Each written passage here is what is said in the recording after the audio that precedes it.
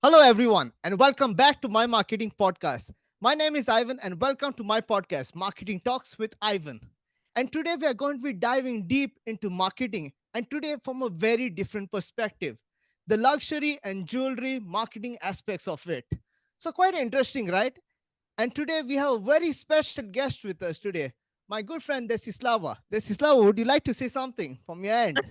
Hi there. Thanks so much for having me, Ivan. I'm really excited to chat with you today. You're one of my dearest friends, and it's always a pleasure. Thank you so much. So, actually, you must be all wondering we both actually met and studied at the same university itself. We both majored in the exact same major, that was digital marketing and big data. So, you must be all thinking, wow, this guys must be like really good at what they do and all of this. But over a period of time, both of us moved in different directions. While I moved more into digital strategy, Desislava has moved into a very different angle of it. She has done consultation, she has done luxury marketing, and mainly, she has started her very own business. She has founded the Celestia Fine Jewelry. So basically, Desislava, I want to actually know more about your story. How did it actually change from art history? Like, I know you have understood a lot about architecture, paintings, facades, and many other different things. So, what actually shifted your passion from art history to actually marketing and to actually founding your own business? Well, Ivan, it all started with my childhood obsession, let's call it. So I was very much into the facades, as you said, of old buildings in my hometown. So those are buildings from the early 20th century. So when I was just 3 years old, let's say, I remember a story, a very vivid moment of me and my mom sitting in a tramway, and just like seeing those beautiful buildings decaying. And I felt like this deep sadness, this urge, almost like that I needed to immediately take some actions to preserve their beauty. So this is how it all started. And then to me those facades were like, mm, think of it like the ornamentation, like the jewelry of the city. It is what makes a regular dull gray city something that is beautiful and extraordinary. So this is what how it all initially started. So um, that's really where my fascination with art and ornamentation and jewelry began. So later on, I really wanted to think of a way to move that beauty into the inner space of the person, because I really think that beautiful things in our life are very important. And this is why I actually turned to my passion for jewelry and my journey through studying art history and working with luxury brands, as you said, Moet Hennessy within the LVMH group, just reinforced that idea of creating not just accessories, but trying to create like pieces of art to tell a story and to inspire people. And how did you actually come up with the brand Celestia? I'm actually quite thinking about it. What is the real meaning behind Celestia Fine Jewelry? Hmm. So, Celestia is something related to the stars. Not only to the stars, but all the celestial bodies that we see in the universe. So, this is how it all started. And the whole idea of my brand is really to create pieces that are both beautiful in terms of craftsmanship and wearable also, but totally modern. So, what I wanted to do is really like break some of the old stereotypes of the jewelry industry. It make pieces that feel cool, wearable, but also inspiring, and that's why I call it Celestia Fine Jewelry, because the idea is really to empower women to feel confident, to to wear jewelry that makes them celebrate every day. Also, I wanted our pieces to be like something that they will wear without feeling intimidated. So they will be running errands, drinking coffee, um, leading the meeting in the boardroom, wearing our jewelry and really feeling and inspired. This is how I actually connect the stars with the pieces. That's how it all started. And when somewhere wears your jewelry, what is the first thought that comes to your mind? Do you feel like after, because you have worked so hard on getting there, whenever you see someone wearing your jewelry or buying it, or you see it on someone, how do you actually feel? What's the first thought that actually comes to your mind? Oof. I can, to be completely honest, it feels overwhelming um, and unbelievable. Just because you work on something for so long, you put so many hours behind this, so many. Yeah, I can't lie you. There is a dose of stress behind all this, and it comes from my, let's say, a small obsession to be a bit of a perfectionist. So when I see someone actually liking the jewelry and wearing the jewelry, for me this is like making a complete sense, first of all, but also is something that mm, really drives me. Um, and it makes me it makes me be more optimistic.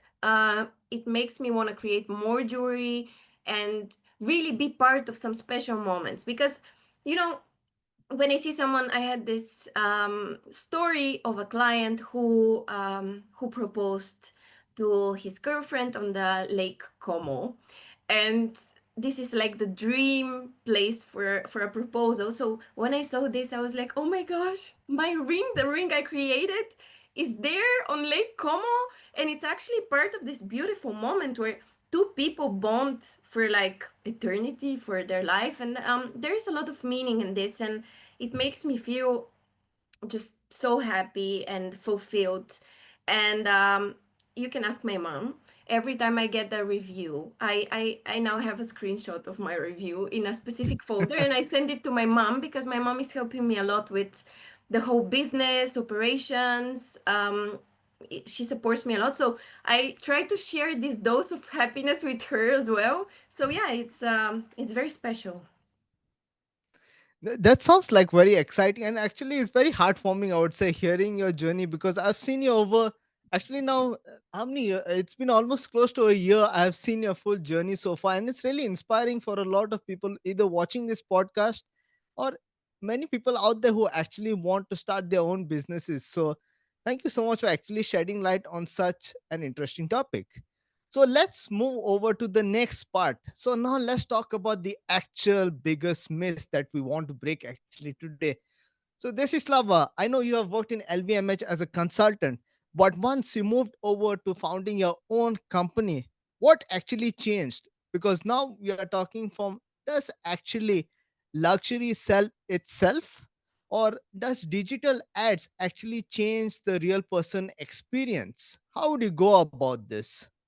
Well, to be fully transparent with you, building a brand is a hard thing. It's probably one of the hardest things when it comes to entrepreneurship, just because it takes a lot of time. So it's a journey, and it's not something that you can see. Even I wouldn't say that I've managed to build fully a brand because it will take years for people to start to recognize it, to look specifically for that brand and product. So I wouldn't say that luxury sells for itself. And I think I can also speak from the perspective of someone who worked in big luxury companies. So they still do a lot of effort to keep that brand, to keep the reputation, to expand the audience.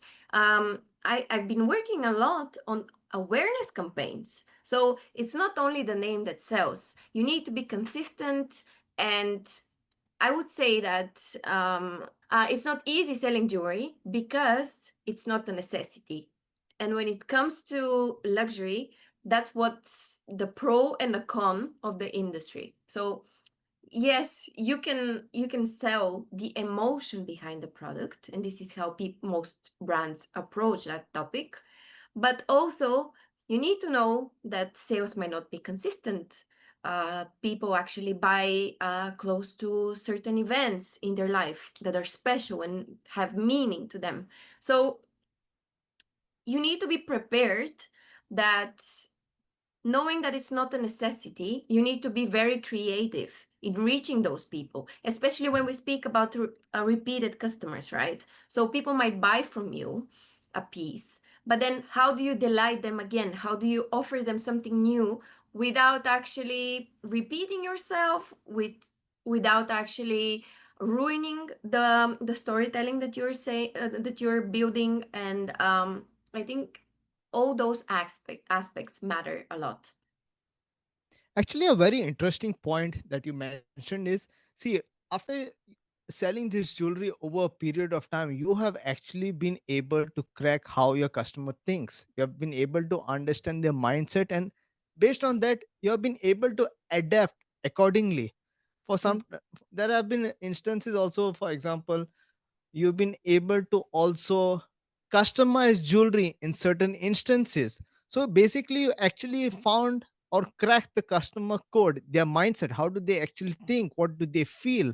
Even when you mentioned about the example about the engagement ring, this is one of the category that you could maybe look forward to in the near future. These are the kind of things that you actually figure out along the way, so it's never a straight path. And I think there is something else that is very important right now, and especially when it comes to fashion and jewelry and lifestyle brands. So everything that is supposed to look very polished in terms of content. I think this is an interesting topic because I myself am trying to kind of change my perspective in that, about that question, just because nowadays I'm trying to focus on authenticity more than overly polished, distant campaigns. So just like overly editorial campaigns, where you show the piece in a very beautiful environment and setting on a very beautiful model. But at the end of the day, people actually connect with you by showing the behind the scenes, by showing yourself, your face as the founder, as the person building that brand. So this is pretty much the strategy I've been taking recently, because I really think that authenticity is the key element here. And trust, because now when they see you wearing the jewelry and all of this, they actually feel like, oh, okay, this brand is actually real, there is someone behind the camera. So they can actually connect, maybe even they can reach out to you. They feel like, okay, an actual bond is created. And I feel that is a very nice approach that you have taken over the past few months, and it has really changed the way how your business has grown eventually. Yeah, and definitely the connection is key, because beautiful content alone won't drive you sales. And this is important to know. It might drive you some awareness, it might spark some interest, but at the end of the day, people will buy from you because nowadays every industry is extremely saturated. So how do we distinguish ourselves? How do we might have an amazing product, but how do we actually prove to the client that this product is worth it? So I really think that the connection, people, there is a saying, people buy from people, right? So they buy the story, they buy the feeling, they buy the lifestyle. And if it feels too distant and untouchable, and this is like a very big problem, by the way, in the jewelry industry, um, I've learned that the opposite works better. So authenticity and personal connection. um that's also one of the things I'm trying to do with my brand.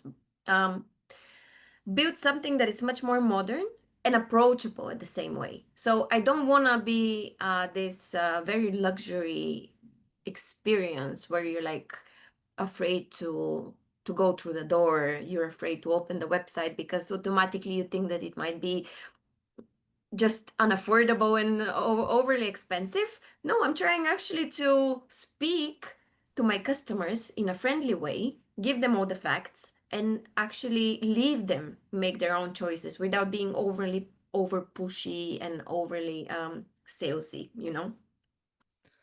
Exactly. And you know what? People talk to people. Like Mm. after they make a purchase from you, they are happy with the jewelry and all, eventually they're going to recommend it to their friends or family and all of this. So basically you have also eventually created yourself as an own community who are loyal towards your brand, that no matter what happens they will definitely come to you for a second or even third purchase. Mm. So you have actually created yourself your very own community.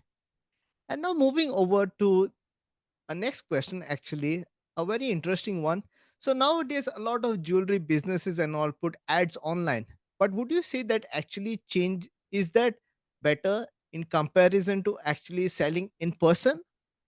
Well, when I first launched, my brand was fully online. So content is everything.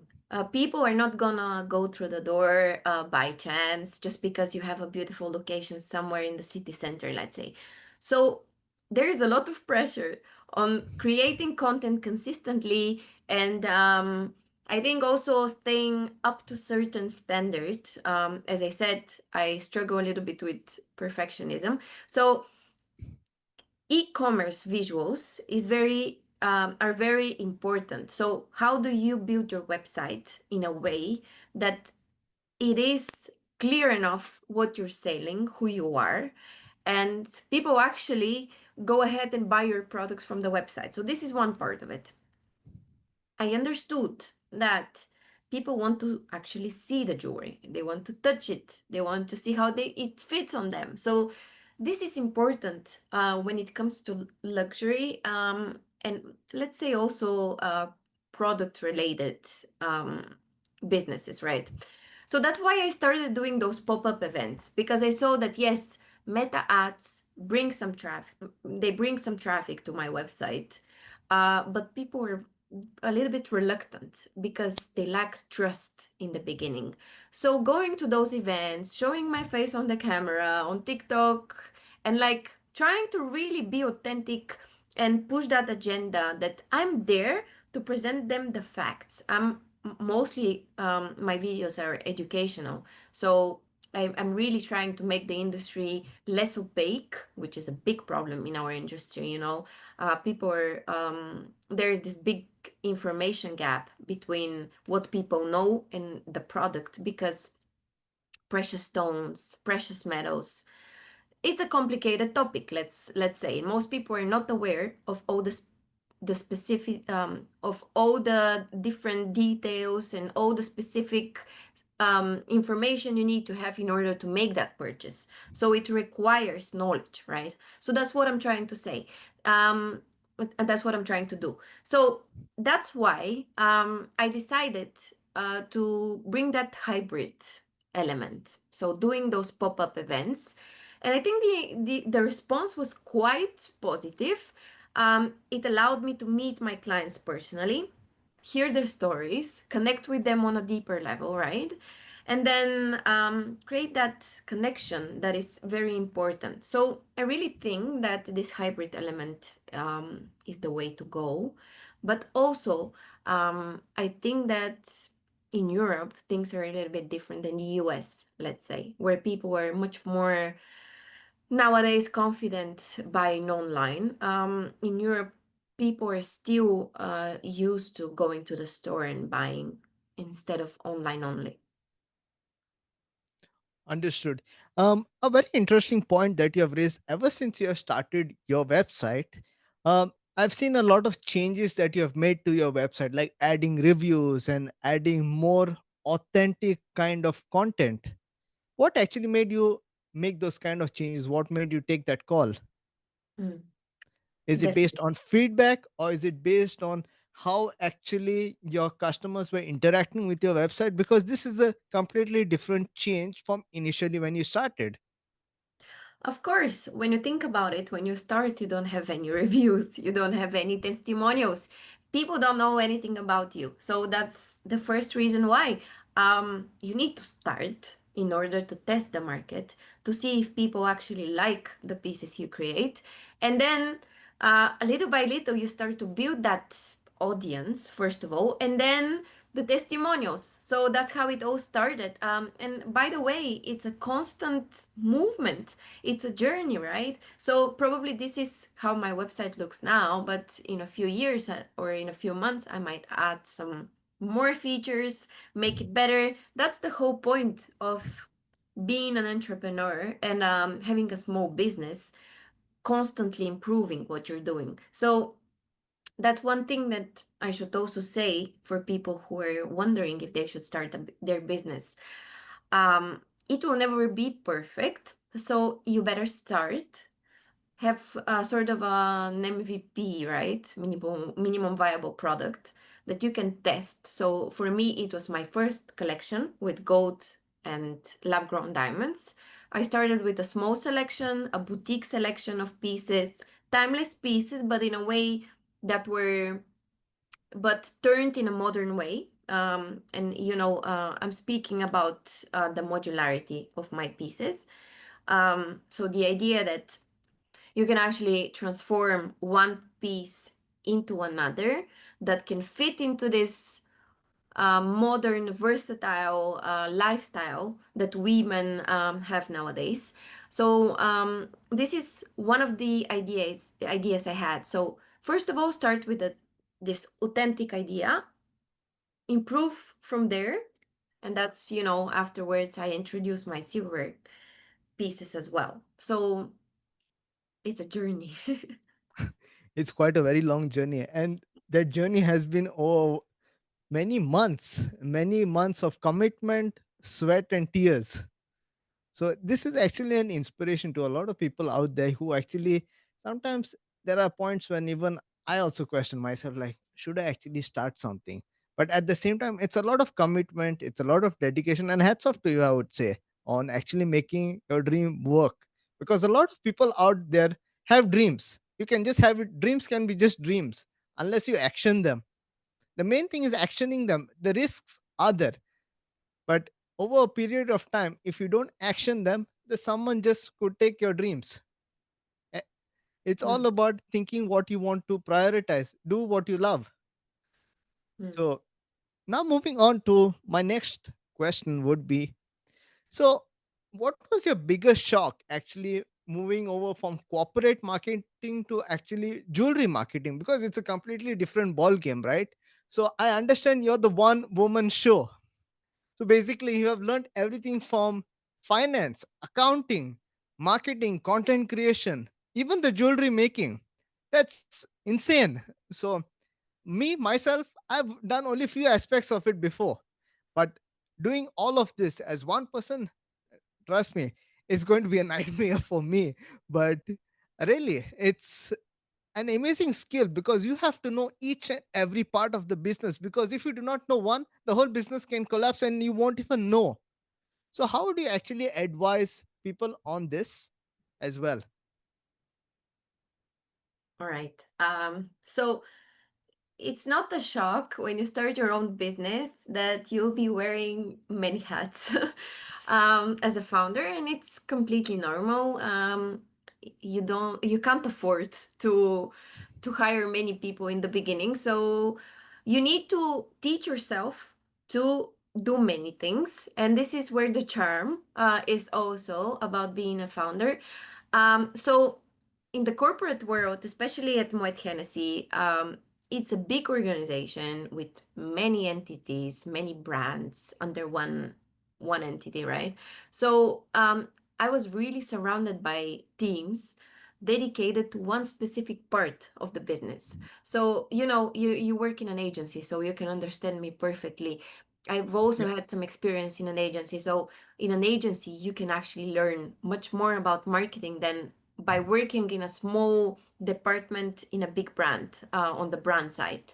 Um, Everyone has a very defined role, and of course, you have resources that are available, so you can pretty much think of very wild stuff when it comes to marketing. But when you run your own brand, you are the marketing department. So the creative director, the strategist, the financial planner, the digital marketer, the content planner, everything all at once. So it is overwhelming a little bit sometimes because you realize that you are not capable to do everything at the same time at the highest standard. So it is all about planning, prioritizing as well.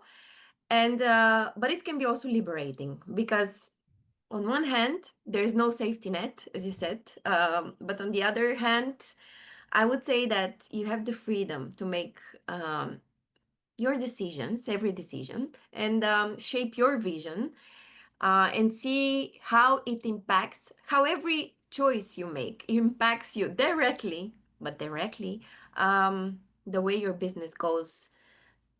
The end of the day, sales and likes and comments and followers, it's how we try to measure all the KPIs in the marketing language, how we try to measure the impact of our choices. So this is the biggest shift from like corporate to building everything from zero.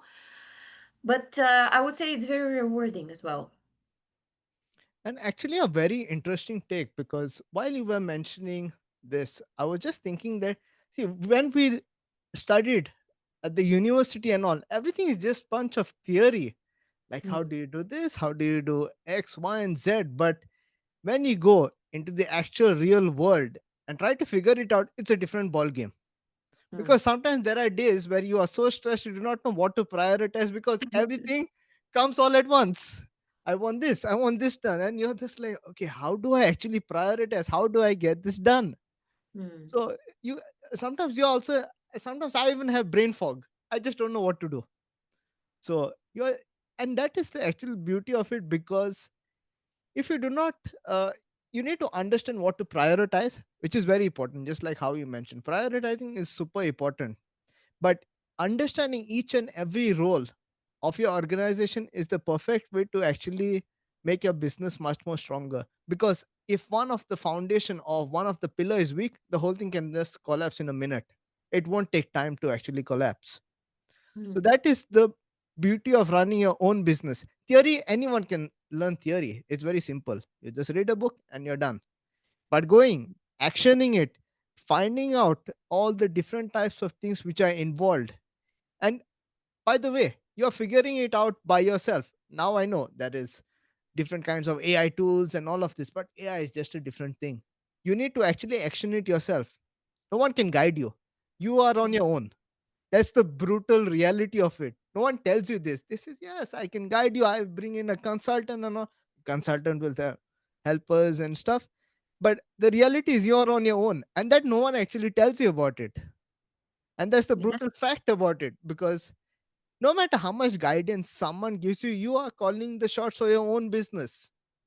So if Mm. you take a wrong kind of judgment call, everything just collapses because you didn't understand Yes it in the and first place. no, it is true, but it, you you make errors, and this is completely fine. You will make mistakes, and it's part of the game, right?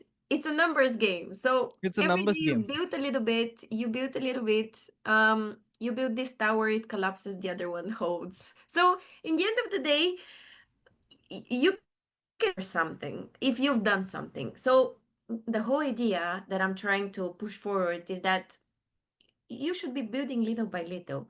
Rome wasn't built in a day, right? So That's the perfectly same said. logic. That's And yes, perfectly you're said. calling the shots. You're a one-man show, absolutely right. But also people in your life can help you enormously with advice and also being there for you. And I have to also thank you because you helped me enormously with my ads strategy. It's something that I've been working on less, you know that. So this is also a point we need to make.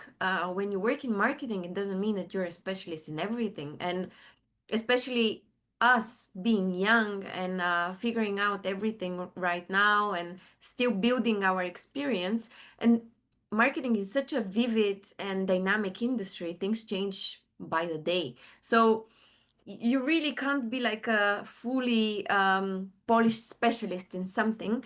And yeah, thank you very much also for helping me. You've been invaluable in actually building stuff when it comes to ads on Meta. Thank you so much. Actually, I really appreciate it, and it was my pleasure actually helping you out with everything. And for me, it was a learning journey as well. It was a learning journey. We've made a few hiccups here and there, but definitely it's all right. It's all right. You learn it and you get better with it. That's the beauty of learning. Actually, if you don't Absolutely. make mistakes, you're just not learning anything. Now, the main thing which I'm always fond of, your content creation. Tell me, how do you actually come up with those ideas? Like, I'll tell you one thing. I was really amazed by the fact that the you even mentioned it in the start, like you have started educating people about the jewelry industry. That was a very interesting take about it. Whether it was the jewelry or coming up with different kinds of trends, and even sometimes a simple image, which video I'm talking about on TikTok, which got you the I don't know how many thousand, even I lost count. And it was in a matter of how many minutes. I don't remember Mm. anymore, but it was astonishing. Yes. It was astonishing the fact that just how many people related with that video. So I that's think it was more amazing. than 500,000 people. Uh, Exactly. So yeah, around please, 100,000 people liked the video. Yes. so so you need to actually like tell us what is your actual thought process while you come up with this kind of ideas, because see, coming up with ideas is one thing, but actually executing it. Content is probably one of the hardest parts for me, if I have to be honest. And it's not that I don't have ideas. On the contrary, I have many, many ideas. And the industry is very interesting because, as I said before, most people don't know much about it. Don't know much about stones, diamonds, different type of metals. So I really think that. People are entertained when it comes to those type of educational content, and you know me, so this fits me quite well, the educational content. I don't see myself going into different type of trends that are more entertaining, because you know, when we speak about TikTok, we always say it either should be educational or entertaining. You shouldn't be like posting your editorial perfect images, videos on TikTok. It's just not the platform for it. So that's why I went into the educational part of it.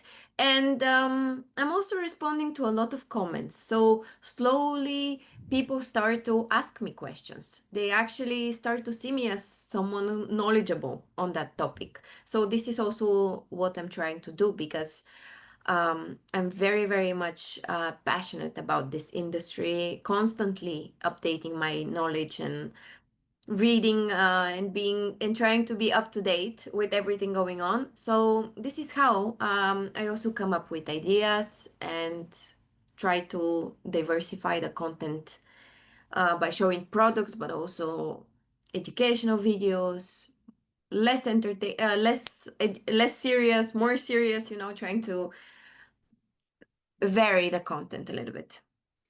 And also, just adding to that, this has actually boosted your confidence on camera. Can I say that way?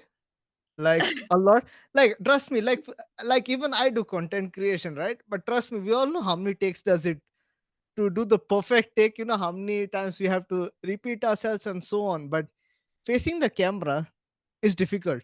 Trust me, because you are looking at yourself and you have to actually face the camera. So Mm. has that been a journey for you? Like initially when you recorded your first video as a content creator, as a founder, what was how would you say that has changed for you after recording all of these videos? How do you feel? How do you actually feel? Like has it boosted your confidence? Do you feel more different in how your content is being presented with you in it? Mm.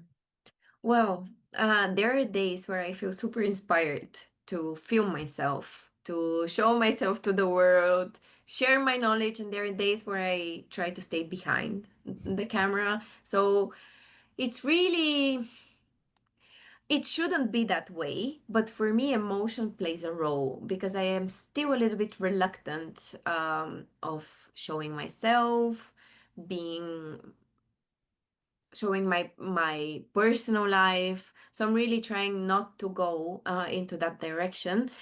But you know, something that actually was very, very such a pleasant surprise was that during that last event on the pop-up, there was she's actually Mrs. Bulgaria, and she will be presenting us on Mrs. Universe. And she came to me, such a beautiful lady, you can't imagine, just like coming out of a magazine. And she was like, "Oh, I watch all your videos on TikTok. I'm such a big fan." And when I heard about this, I was like, "What? I have fans now? This is crazy. This is impossible. What do you mean?" But yeah, I mean, TikTok has such an amazing power, and I think it's great for small businesses, for founders to show more of themselves. And I think, yeah, I'm getting better and better, little by little, by speaking on camera, and not being too shy. And I have to say, yes, you have really gotten good at whether it's editing. You're the whole production. You're the whole production. You're the whole production. You're the script writer. You're the director. You're the producer. It's not perfect, by the way. I'm not trying to make a perfect content. And when you look at some videos on TikTok, it might be, nowadays we have such a good production quality videos on TikTok. Mine are still a bit more amateurs. So yeah, let's see how But it but goes. let's but let's put it this way, that what value is it driving? If you are able to communicate me what you have in mind, and if it does that, that's the most perfect kind of content you can say. It Mm. sometimes I see very beautiful good content, but sometimes it doesn't connect with me. But when I see something, okay, it doesn't matter what's the production value and so on, but if I'm able to understand the message, it's perfect. It's a cherry on top. How about The- you? Do you feel like much more calmer now speaking on the camera and like in general shooting content? Actually, for me, when I started initially, for me, I was stressed with the camera. Is my hair all right? Is my tie in the right place? After maybe a couple of takes, I realized that the tie is in some other direction. Or maybe the worst part is I didn't even press the record button.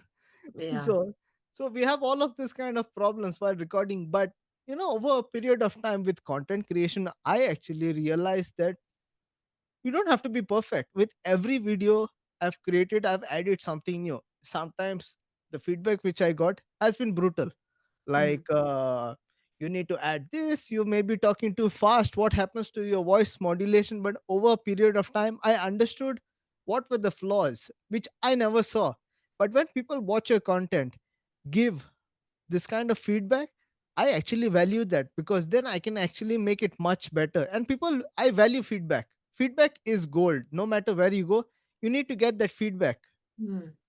So without feedback, you're just progressing in a very meaningless direction at times. You need to get feedback, and the main thing is you need to start. No matter what journey you go on, you need to start at one point. So once I started, I actually realized the fact that content creation is tough, but there's the beauty in it. Every week when I do it, I'm motivated to do it, because sometimes there are days when I'm just thinking, what should I write as a script? But then I go and I do my research. I find out, you know what? Someone actually wants to find out more about this. Or maybe there's a certain thing that people are talking about the trend, and I actually want to discuss and give my take on it. This is where improvisation comes into place. Many times when I talk about a script and all, it's never the same script which you see on my reels or on YouTube. It's never the same, because there's Mhm. continuous improvisation. Sometimes, a matter of fact, a script is even written maybe up to 1 to 3 times.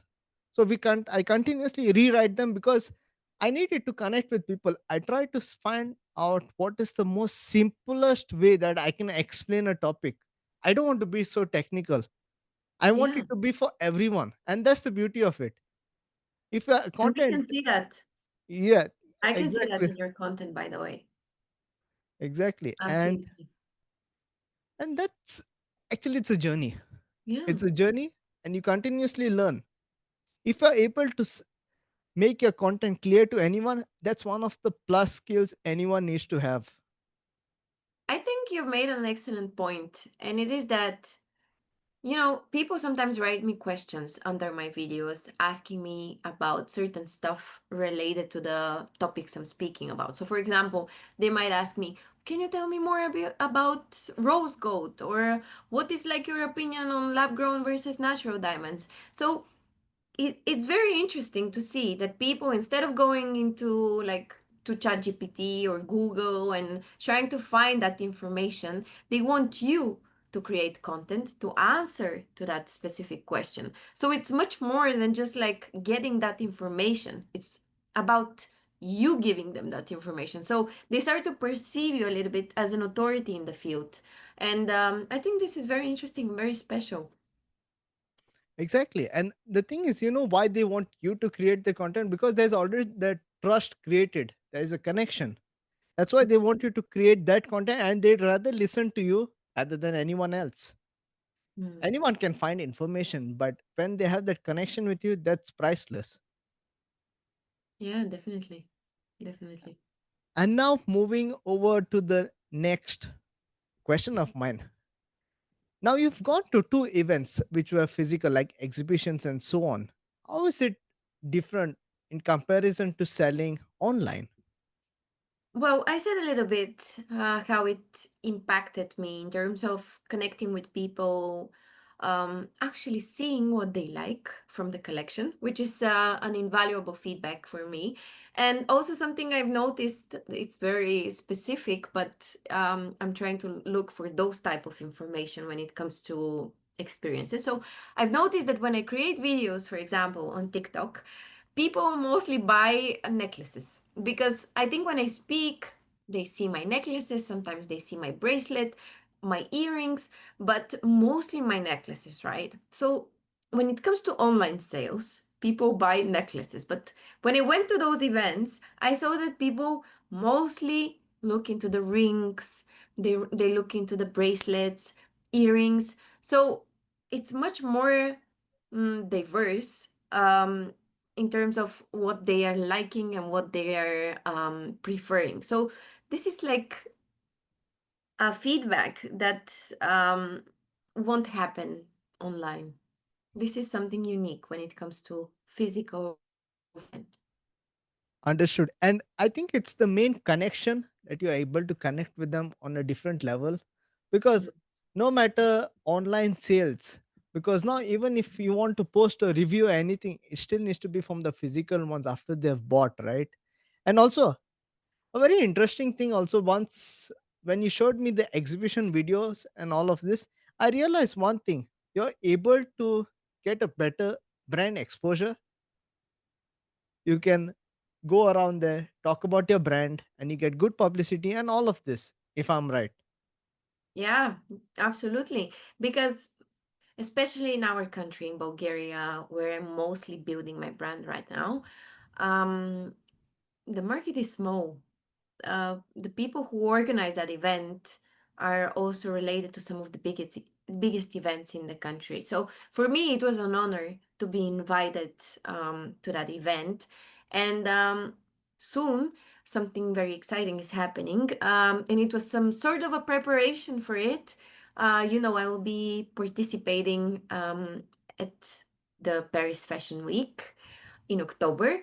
So this is a very big challenge, but also an amazing opportunity for us to expand globally, to get some more exposure globally, especially in France, during such an important fashion event.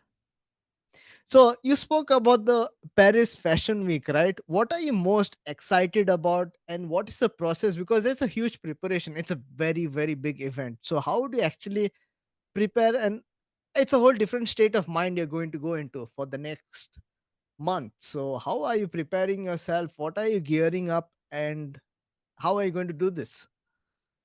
What is really exciting for me, it is that my whole journey started from Paris. So Paris is such a special place for me. I lived there for 6 years. And I studied art history there in the Sorbonne.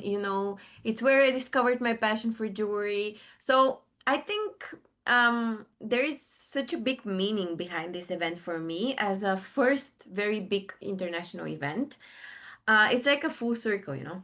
So I'm super excited about showcasing our designer gold and lab grown diamonds collection. I'm actually working on one, two more pieces that I'll be introducing specifically for that event in the collection. So it's amazing to be able to connect with similar people, like-minded people, and this is the people that actually frequent that event. So, okay, preparing for the fashion week, it's very exciting and intense, of course. We're finalizing all the details right now in terms of the collection, storytelling, presentation, hiring photographers. So every piece, we're trying to carefully refine it. um, of course, we're also running a campaign, a content campaign around that, a marketing campaign with some influencers, where we want to give a bit of create a bit of a buzz around this event. And yeah, it's incredibly exciting for me. I'm really excited to see the whole event. It's a big event and it's a big thing for you. You should be really proud of yourself because Thank you.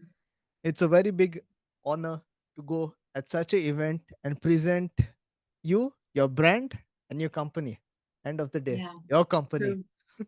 And I'm mostly delighted that we got invited to participate, and we actually were awarded a grant amongst other people who were selected with a special treatment, right? Which is something that I really appreciate. And for me, it was very important, a little bit unbelievable that this whole thing is becoming a reality. Yeah.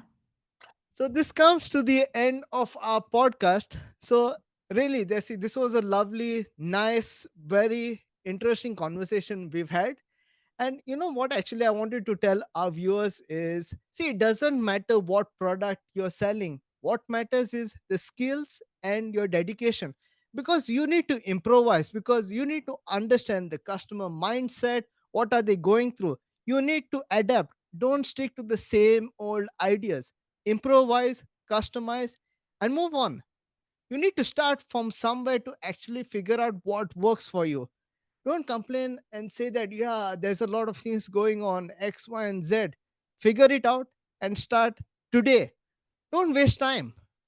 It's very important because, see, life is short. Life is short, and you don't want to get there and saying, you know what, I should have tried this when I was a bit younger, and the time has passed by. So, actually, start it. After watching this episode, just go back to your drawing board and actually figure it out.